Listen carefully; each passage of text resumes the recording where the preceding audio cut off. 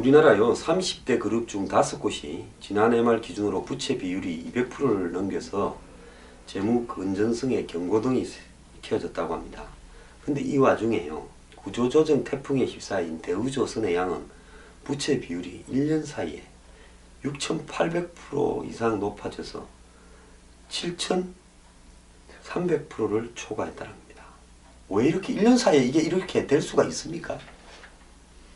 이거는 분식 회계를 통해 가지고 부채를 감추어다가 이제 터지면서 이렇게 된 거 아니겠습니까? 자, 그리고 30대 그룹 가운데 3분의 1 가량인 11곳은 차입금 의존도가 30%를 넘었다고 합니다. 작년 한 해 30대 그룹의 차입금 전가액 7조 원 중에는 1년 내내 갚아야 되는 단기 차입금이 5조 원으로 절대적인 비중을 점해서 부채의 질이 급격히 악화됐다는 겁니다. 차입금 의존도란 총자산 중 금융기관으로부터 빌린 순수 차입금의 비중을 나타내는 지표인데요. 수치가 높다면 그만큼 재무적 압박이 높다라는 부분입니다. 부채 비율은 자기 자본 대비 부채 비중을 뜻하는 것으로 부채는 금융기관 차입금 외에도 미지급 채무, 매입 채무 등이 있다는 겁니다. 그러니까 차입금이라는 것은 금융기관으로부터 순수하게 빌린 거고 부채는 금융기관 차입금에다가 지급하지 않은 채무, 즉 밀려있는 어떤 채무, 금융기관이 아니고 하청업체든 어디든 다 있고 노동자에도 뭐 이렇게 주지 않은 임금도 포함되겠죠. 거기에다가 무슨 어떤 자재를 갖다가 한마디로 사서 외상으로 사는 것도 이렇게 들어갈 수 있겠죠. 자, 그런데 대우조선해양은 2014년 말 부채 비중이 453.2%에서 2015년 말 7,308%까지 솟았는데요. 1년 사이에 6,855%가 올랐다는 겁니다. 정말 기가 찬 일 아닙니까? 정부는요, 구조조정 운운하기 전에 대우조선해양에 대한 수사부터 해야 될 거라고 보고 있습니다. 기업 신용을 평가하는 한신평이라는 회사 있죠. 한국신용평가.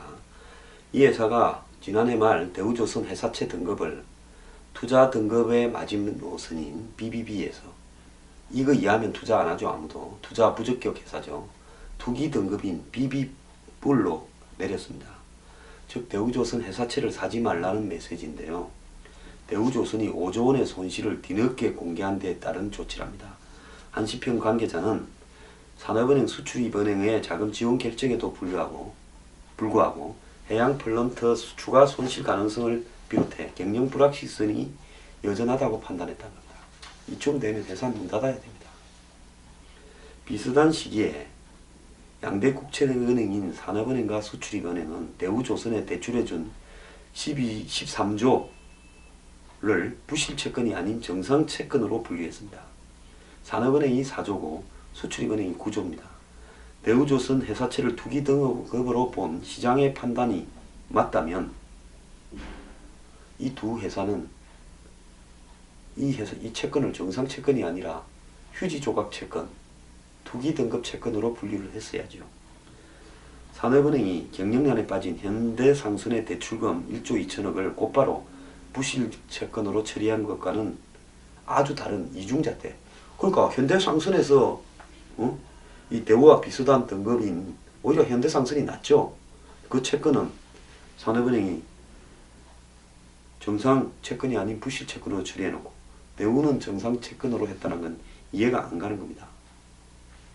그래서 애널리스트들도 대우조선의 취약한 재무 구조를 감안하면 부실 채권으로 분류하는 게 맞다라고 이야기하고 있습니다.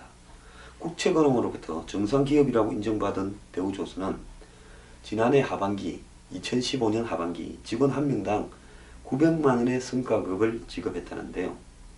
그간 산업은행 퇴직자들이 대우조선의 낙하산 임원으로 재취업해서 억대 연봉을 받거나 고문을 맡아 사무실과 차량을 제공받았습니다. 대우조선의 회계감사 또 CFO 이런 역할을 산업은행의 낙하산들이 다 내려가 차지했습니다. 이 산업은행, 수출입은행 두 은행은 대우조선 대출을 정상채권으로 분류한 덕에 대손 충당금을 거의 쌓지 않았습니다.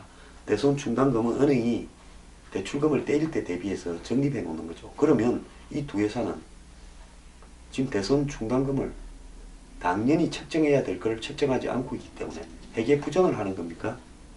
이에 따라 수출입은행은 지난해 216억 흑자를 단기 순이익을 기록했다는데요. 산업은행은 1조 9천억 적자를 냈지만 그나마 대우조선에 대한 충당금을 쌓지 않아서 적자 규모를 줄였다는 겁니다. 그런데 산업은행의 지난해 평균 연봉은 9,435만원, 수출입은행은 9,240만원으로 321개 공공기관 중 나란히 10등, 11등 중 하는 모양입니다. 이 많은 짓거리입니까? 구조조정을 주도하는 국책은행이 도덕적 해이에 빠져 있는 상태를 단적으로 보내주는 건데요. 산업은행은 대우조선의 대주주고 수출입은행은 대우조선의 최대 채권은행입니다. 감독을 제대로 못한 책임을 회피하고 나눠 먹은 책임을 회피하기 위해서 대우조선 구조조정을 뒤로 미뤄서 나중에 터지든가 말든가 내 임기 중에는 숨겨라고 한 것이 양대 국책은행 간부들 입장 아닙니까? 자, 그 결과는 심각한데요. 부실채권 대비 충당금 적립률이 산업은행은 78.6%, 수출입은행은 79.8%로 시중은행 평균 143%에 한참 못 미칩니다. 충당금이 부실채권 규모보다 작아 자력으로 부실채권을 털어낼 수 없다는 건데요.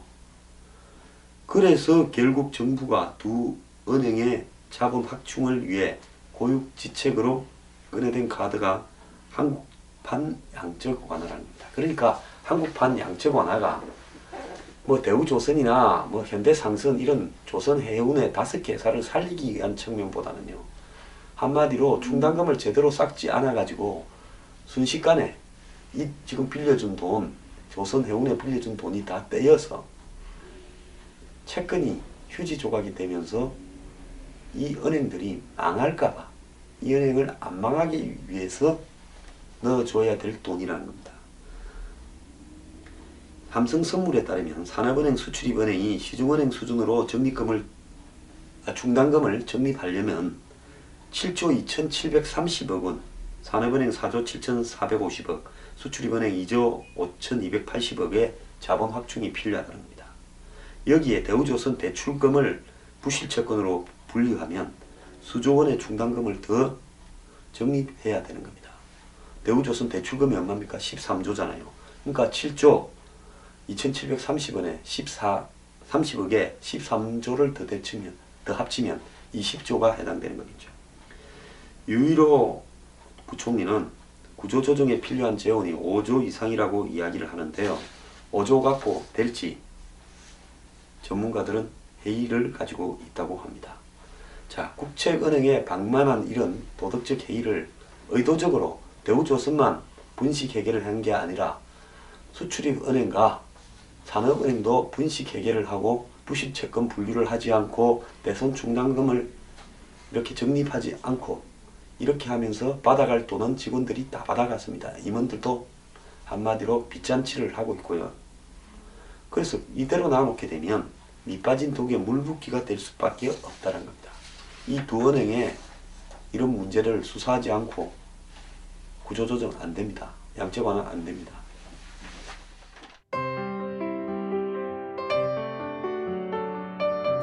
뉴스 브리핑은 저나 미래경영연구소 혼자만 하는 것이 아니라 대중들의 힘으로 정론 방송을 만들어가기 위한 일종의 국민 계몽운동이라 생각하고 있습니다.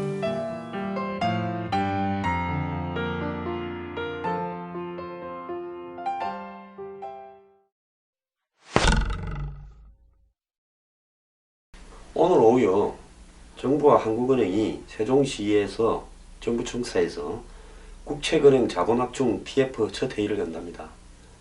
쉽게 이야기하면 산업은행 수출입은행이 대우조선에다 빌려주고 떼인 돈 때문에 분식 해결을 하고 있는 부분을 제대로 밝히면 이 두 은행이 무너지게 생겨서 이 두 은행에 어떻게 돈을 새로 더 넣어줄까 그 방법을 고민하는 회의입니다. 저는 항상 본질을 있는 그대로 솔직히 설명을 쉽게 합니다. 자, 기재부 1차관, 금융위 사무처장, 한은부총재보 등이 참석하는데요. 구조조정을 위한 재원 마련을 놓고 정부와 한은이 대립하고 있죠. 한은은 양적 완화하려면 국회 동의 받고 와라, 옳은 이야기를 했습니다. 최차관은 기자간담회에서 이전에 향후 구조조정 과정에서 발생할 수 있는 금융 불안에 대비하기 위해 국책은행의 자본 확충이 필요하다. 이를 위해 정부와 한국은행이 가진 여러 정책 수단을 포괄적으로 검토해서 대책을 강구하겠다.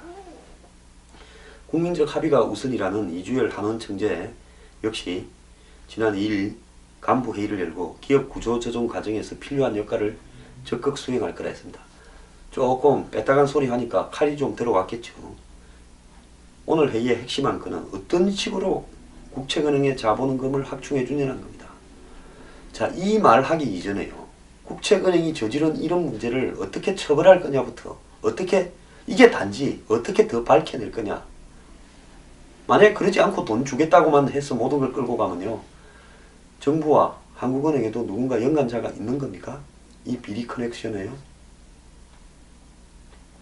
자, 가장 빠른 방법을 찾고 있는 정부는 돈을 주기 위해서 한은이 총대 매라는 겁니다. 한은의 자본 확충 방법은 국책은행에 직접 출자하거나 산업은행이 발행한 이 정권을 매입하는 경우인데요. 그중 정부는 한국은행이 이 국책은행의 정자를 통해서 자본금을 직접 대어주라는 이야기입니다. 즉 자본금을 늘리는데 그 돈을 한국은행이 좀 주라는 겁니다. 정부가 추가 경정 예산을 편성해 재정을 지원하려면 국회 동의를 거쳐야 하지만 한은이 수출입은행에 직접 출자할 경우에는 별도 법 개정 없이 자본 투입이 가능한데 산업은행에는 그것이 불가능합니다. 현재 한국은행은 수출입은행의 지분을 13.1% 보유한 2대 주주입니다. 97년 외환위기 때도 한국은행이 수출입은행에 9천억을 출자를 한 적이 있습니다. 자, 그래서 산업은행에 대해서는 산업법을 개정해야 되는 문제가 있어서 까다로운데요. 산업은행이 발행한 코코본드를 한은이 인수하는 방안도 떠오르기로 했답니다. 자, 코코본드는 은행 자본이 일정 수준 아래로 떨어지면 투자 원금이 주식으로 바뀌거나 상각되는 채권으로 회계상 자본으로 인정되기 때문에 이 코코본드를 발행하면 산은은 재무 건전성을 높일 수 있다. 참 별 꼼수를 다 쓰고 있습니다. 자, 그리고 이날 회의에서는요, 이 두 은행에 투입해야 할 재원 규모와 정부의 재정 지원 부담 방안도 함께 논의한다는데요. 정부와 금융업계에 따르면 부실 시나리오에 따라서 구조조정 과정에서 나타날 4조에서 10조가량을 실탄을 지원할 거다. 이렇게 생각을 하고 있다는데요. 이거 갖고 되겠습니까?